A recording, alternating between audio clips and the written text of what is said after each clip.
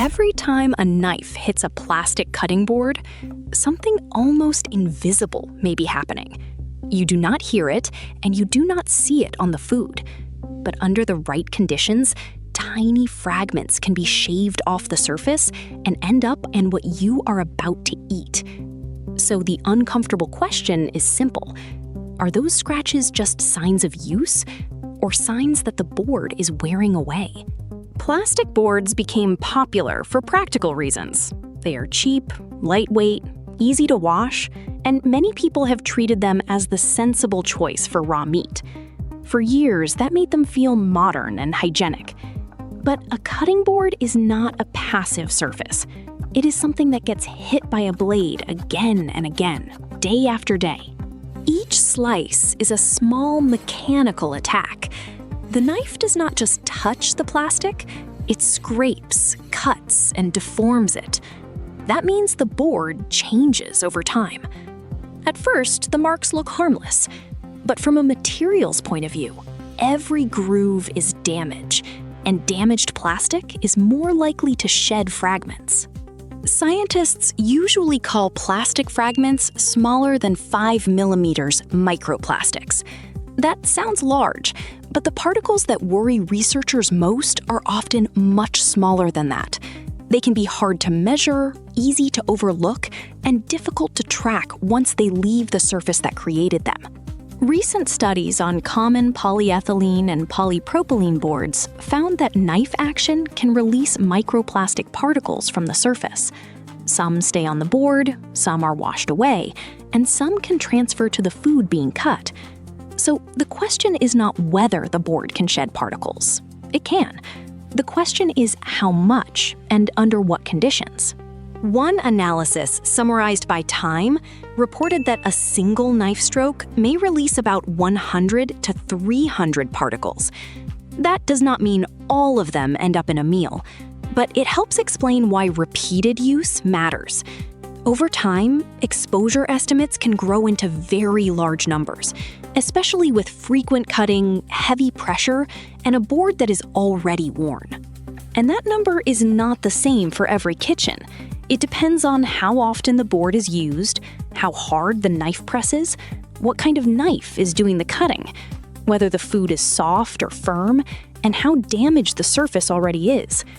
Washing and later cooking also matter, because not every particle stays where it started.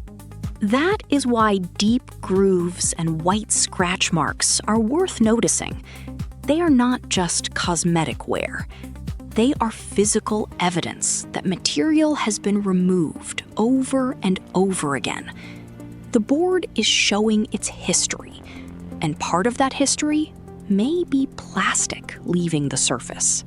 Food can help move those fragments along. A wet carrot, a juicy tomato, oily fish, or raw meat can all give tiny particles a place to stick. And once particles cling to moisture, texture, or fat, they are no longer just sitting on the board. They are part of the food prep chain. There is also a measurement problem. Scientists can only count what their methods are designed to detect, so different studies can miss different sizes of particles. If a test looks for larger fragments, it may not capture the smallest ones. That means some reports may describe only part of the picture, not the full total. Think about an ordinary American dinner. A salad is chopped on a board in the afternoon. Chicken is prepared for the pan. Fruit gets sliced for lunchboxes. These are normal kitchen moments, not dramatic ones. But they are exactly the kinds of moments where a worn plastic surface can become relevant. Still, the honest answer is not panic. Plastic cutting boards can shed microplastics into food, but direct disease causation from this source has not been proven. WHO has reviewed the evidence and emphasized that this is an important area of concern, while major uncertainties remain. So the right conclusion is careful attention, not fear. This board is only one source. Microplastics can also come from food packaging, bottled water, synthetic clothing, indoor dust, and many other everyday materials. That wider context matters because the cutting board story is part of a much larger pattern of exposure, not a separate mystery all by itself. The next layer is not just particle count. Scientists are also interested in what those particles may carry and how real cooking conditions change the picture. Heat and fat can complicate chemical migration questions, which is why the topic remains under study instead of settled in a simple yes or no answer.